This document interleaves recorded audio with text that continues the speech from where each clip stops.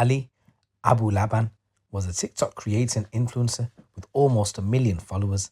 He would share everything from comedy sketches to his marriage with the public, but no one ever suspected he would become a killer.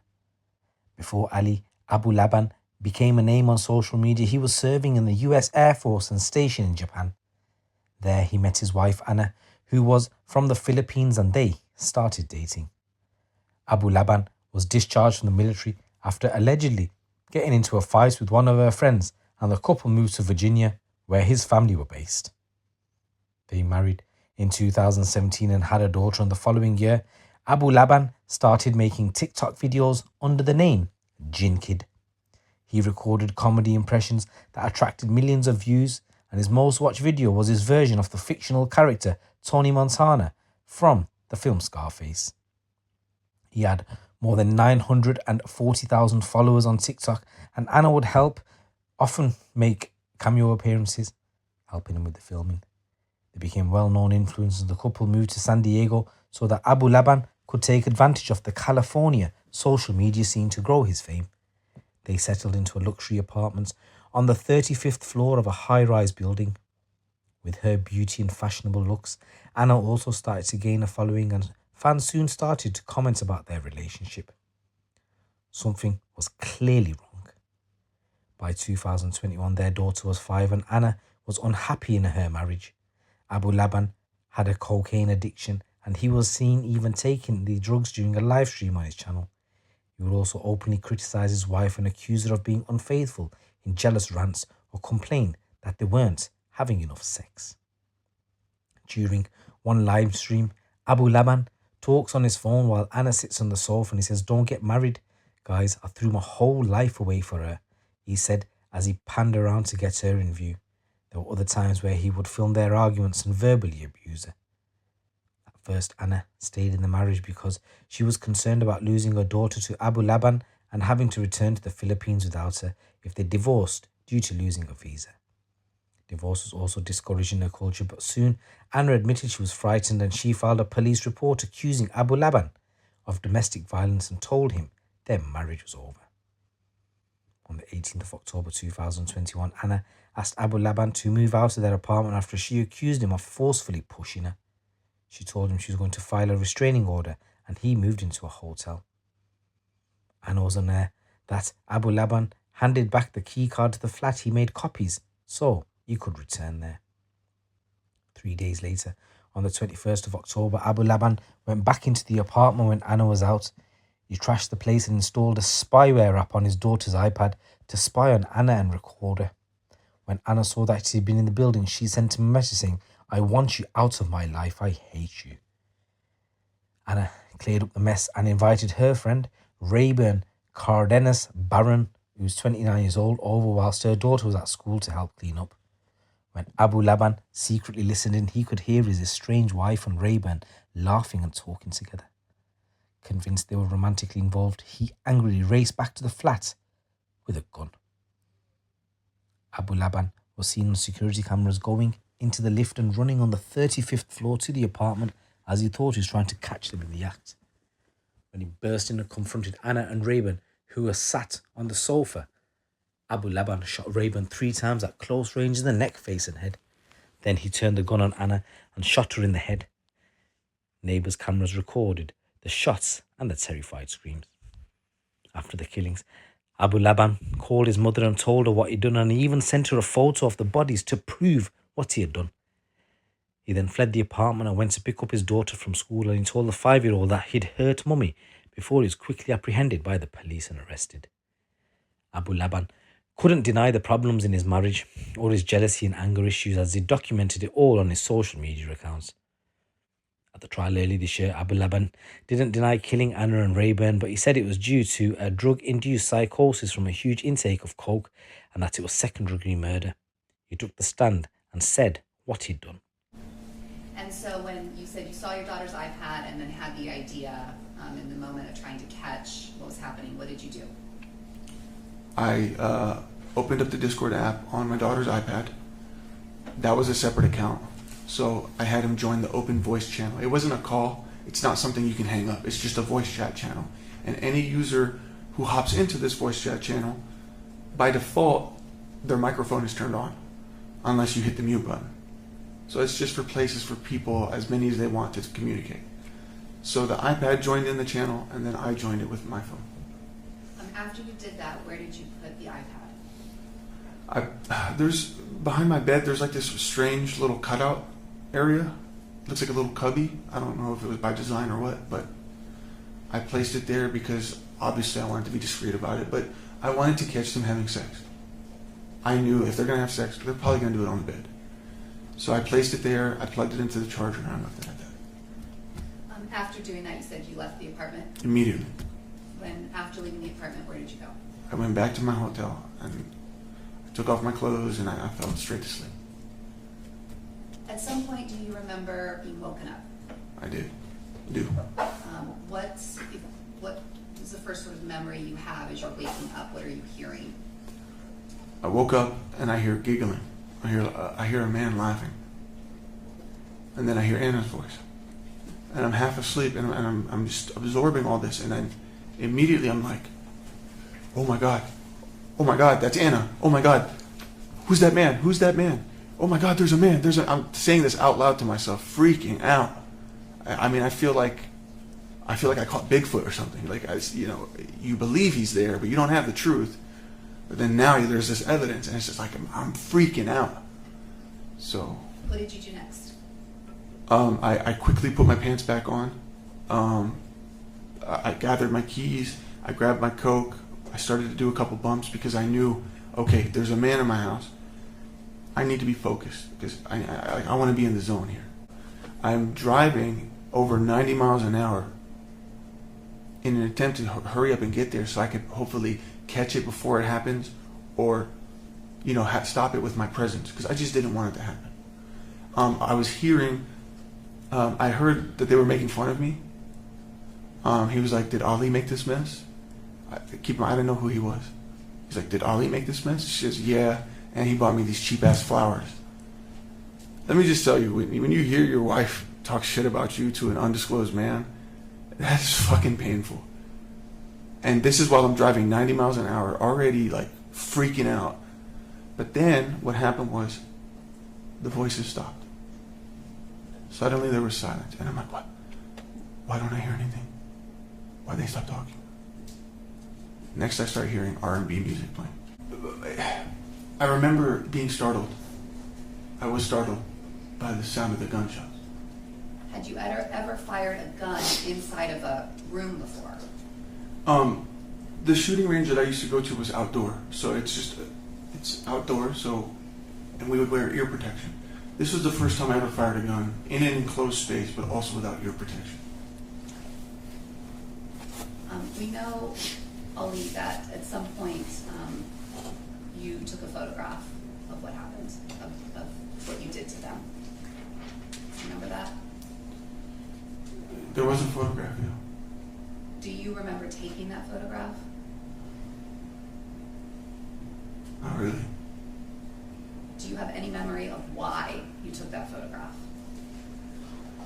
I know that I was in disbelief of what occurred. I know that I wasn't sure if this was real.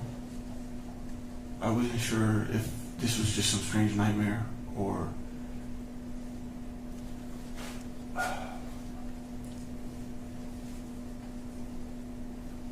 Yeah, I didn't know how to, I wasn't thinking clearly. I didn't know how to process this information. After the shooting and after taking the photograph, you left the apartment and walked down the hallway for like a slight bit. Do you remember that? Yeah.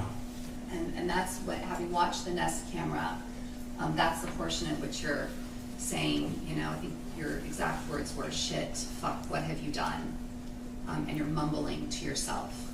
Yeah. Do you remember, we watched that, but as that was happening, do you remember saying those things to yourself and talking to yourself in that moment?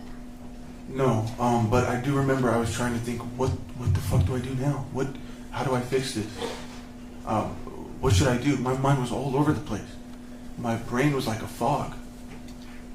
You then from there went back into the apartment. Yeah, I thought about Ana again, and I immediately just felt so much guilt. And I'm like, I don't want to leave her. Like, she's bleeding. I don't want to leave her. So I ran back into the apartment. When you got back into the apartment, what did you do? I started screaming out to her again, Ana, please don't die. Please, I love you. Please don't die. I'm sorry. And she wasn't responding, and I just stood at her. I just stared at her, and yeah. When you were staring at her, did you notice something? I noticed her hand, her right hand, was really tight, clutching at something. What did you think when you saw that? Well, I didn't know what it was, so I gently used my left finger to move some hair, like her ponytail, and then I kind of just gently pried open a few fingers, and then I saw that it was a bag of cocaine. I didn't think anything of it. It's normal. And I tossed it into a bin, a trash bin out there. I went to go pick her up. I was on the phone with my dad, and I'm saying it sounded like Judgment Day, or it's like sirens everywhere. The whole city was just covered in sirens. I mean, it sounded like the world was ending. I tried to put on good composure. I didn't want to startle the people at the school, but I told them it was an emergency and I needed to pick up my daughter. When Amira came out from the school, did you walk her to your car? Yeah, I was holding her hand and I was putting on a smile. And she goes, "Where's Mom?" I started crying. I said, please don't ask me about Mom right now. Please don't ask. Let's just go to the car. He said my gun was in my hand, and the next thing I'm shooting, and before I could stop myself, I just fucking snapped. My gun was in my hand, and the next thing I'm shooting, and I can't stop. I'm just shooting. It's like I'm watching it happen. It's like I'm a passenger seat in my own body. The killings were described as a crime of passion, but the prosecution disagreed. They said heat of passion does not apply when you walk into an apartment that you had bugged with a key card you were not supposed to have to fight that no one else was knew happening but you, and you bought a gun. This is not heat of passion. They said Abulaban had plenty of time to rethink his decision as he was driving there, going up in the lift and unlawfully entering Anna's home, but he fired his gun within seconds and didn't stop until Ana and Rayburn were both dead. Court saw the photos Abulaban had taken of the dead victims and played the harrowing sounds of the gunshots. The prosecution said he was possessive, and when he'd lost control of his wife, he'd killed her. Back in May, the jury found Abulaban guilty of first-degree murder, and he's been sentenced. Anna's sister gave a tearful victim impact statement saying that she'd known her sister was being abused. She would have insisted Ana return to the Philippines with her daughter. She said, "You treated my sister like she didn't matter, but she mattered." Abulaban argued back, and there was shouting in court before the judge had to step in. Rayburn's family described him as a caring friend and a family man who went out of his way to help others. They said the pain and trauma of losing our brother the way we did is so painful that we have difficulty living a normal and healthy life. Abulaban made a statement blaming mental illness and drug abuse for his actions, and he verbally attacked the jury and complained about punishment for his crimes. He said, "Personally, I believe everyone should have the ability to parole because everyone has the ability to change," he said. "Being sent to prison forever feels like I'm being sent to hell, and I don't think that's fair." The judge said he didn't accept Abulaban's excuses and insisted the killings were deliberate. Firing within seconds of entering the apartment, clearly showing an intent to kill. Not heat of passion. Willful, deliberate, premeditated, cold-blooded murder.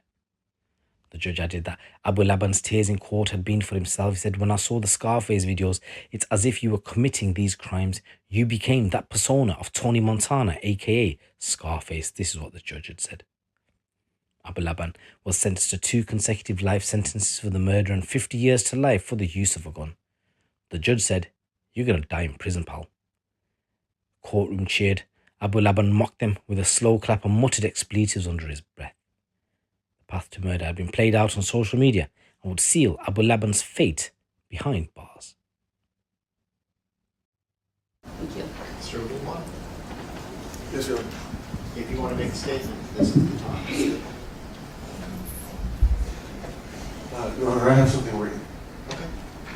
May I face? Sure.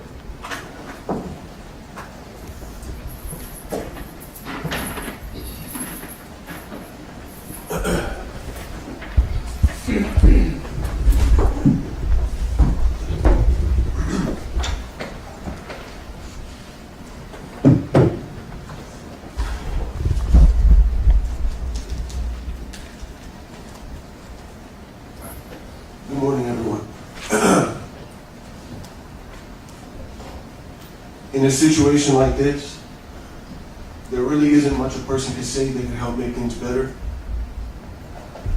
Losing a loved one to senseless and unnecessary violence isn't something that anyone should have to go through. And yet, it has happened.